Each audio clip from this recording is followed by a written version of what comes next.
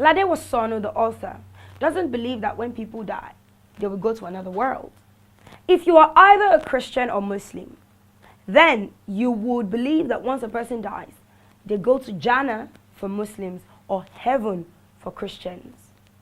In the poem The Radar of the Treasure Trove, it appears to kick against the normal belief that everyone has that one place that a man must go to, a place called heaven, only after departing from his earthly life.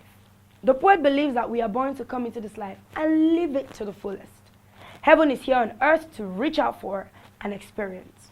And that the sweet life we believe we would have in heaven, you could also have it here on earth. In essence, there is no other heaven elsewhere to expect after we die.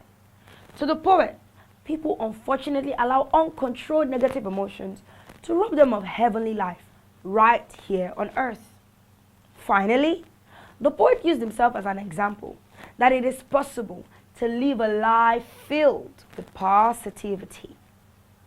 See you in the next class.